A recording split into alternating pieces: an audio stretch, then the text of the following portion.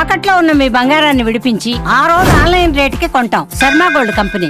ఇద్దరు పిల్లలతో కలిసి రైలు కింద పడి ఆత్మహత్య చేసుకున్న సాఫ్ట్వేర్ ఇంజనీర్ విజయారెడ్డి కేసులో మిస్టరీ ఇంకా వీడలేదు. వారు మృతి చెంది 5 రోజులు గడుస్తున్న పోలీసుల విచారణ ముమ్మరం చేస్తున్న కొంచెం కూడా క్లూ లభించడం లేదు. అయితే ఇప్పటికే ఈ కేసులో 8 మందిని పోలీసులు విచారించినట్టుగా సమాచారం. ఇదిలా ఉంటే ఈ కేసులో ఇప్పుడు ఒక కొత్త వాదన తెరపైకి వస్తుంది. అదే విజయారెడ్డి అన్న చిరంజీవి పేరు. విజయారెడ్డి అన్న చిరంజీవి తల్లికి ఏం జరిగిందో తెలిసి ఉంటుందంటూ కూడా విజయారెడ్డి భర్త తరపు బంధువులు ఇప్పుడు అక్కడ చెప్తున్నట్టుగా తెలుస్తుంది. అంటే నిత్యం వారితో పాటే ఉంటారు కాబట్టి విజయారెడ్డి అదేవిధంగా పిల్లలు వాళ్ళ అమ్మ కలిసే ఉంటుంది, విజయారెడ్డి అమ్మ కలిసే ఉంటారు ఇంట్లో. అదేవిధంగా విజయారెడ్డి అన్న కూడా అప్పుడప్పుడు ఆ పిల్లలతోని గడపడానికి లేకుంటే అక్కడికి వస్తూ పోతుంటాడు కాబట్టి వారికి ఇంకేమైనా విషయాలు తెలుసుంటాయేమో అనేటువంటి ఒక అనుమానాన్ని వ్యక్తం చేస్తున్నారు భర్త తరపు కుటుంబీకులందరూ కూడా. దీంతోపాటు ఇక్కడ స్థానికులు చెప్తున్నటువంటి కొన్ని అంశాలు కూడా ఇప్పుడు విస్తుపోయేలా కనిపిస్తున్నాయి.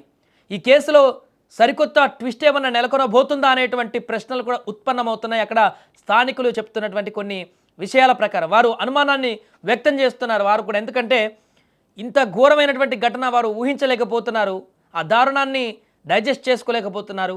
నిన్న మొన్నటి వరకు కళ్ళ ముందు కనిపించినటువంటి ఆమె విజయారెడ్డి పిల్లలు వెల్ సెటిల్డ్ ఫ్యామిలీ, బాగున్నారు, అంతా రెగ్యులర్గా అంతా కలిసిమెలిసి ఉండేవారు, ఐటీ జాబు. అలాంటి వ్యక్తులు తరంతరతం బలవంతంగా పిల్లలతో సహా మృతి చెందడం ఏందనేది వారికి అర్థం కావట్లేదు. దీని అనుకో కారణాలు ఏంటి అనేటువంటి ఆ యొక్క ప్రశ్న కూడా స్థానికుల్లో తొలిచివేస్తుంది.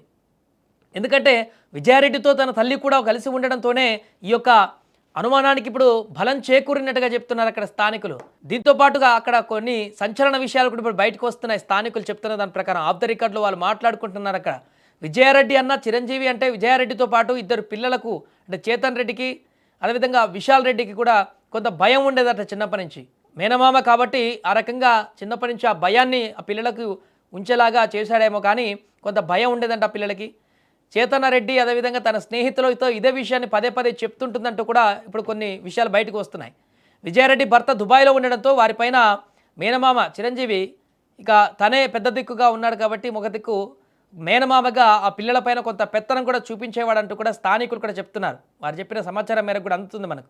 దీన్ని బట్టి చూస్తుంటే ఆ రోజు ఏం జరిగిందో చిరంజీవికి తెలిసే ఉంటుందనేటువంటి ఒక అనుమానం కలుగుతుంది. అంటే రెగ్యులర్గా ఇక్కడ టచ్లో ఉంటారు కాబట్టి కొంత ఆ కుటుంబం మీద పెద్ద దిక్కుగా ఉన్నాడు కాబట్టి పిల్లలకు మేనమామగా ఉంటూ వారిని కొంత కంట్రోల్ చేసేటువంటి విధంగా కొంత దబాయిస్తూ కొంత కోప్పడుతూ భయపెట్టేటువంటి పరిస్థితిలో ఉన్నాడు కాబట్టి తనకు కూడా ఏదో తెలిసే ఉంటుంది విజయారెడ్డి గురించి కానీ విజయారెడ్డి విషయాలు కానీ. ఇంత దారుణమైనటువంటి సిచ్యువేషన్కి వెళ్ళడానికి ఆ యొక్క అన్న విజయారెడ్డి అన్నకు కూడా ఏదైనా సమాచారం తెలిసే ఉంటుంది, తనను అడిగితే ఇంకేమైనా వివరాలు బయటకు వచ్చేటువంటి అవకాశాలు ఉన్నాయంటూ కూడా ఇక్కడ స్థానికులు మాట్లాడుకుంటున్నటువంటి సందర్భం ఏర్పడింది. అందుకే ఇప్పుడు పోలీసులు అన్ని కోణాల్లో కూడా దర్యాప్తు చేస్తున్నారు. మొదటి దశలో విచారణ కొనసాగిస్తున్నారు, అందరితో మాట్లాడుతున్నారు.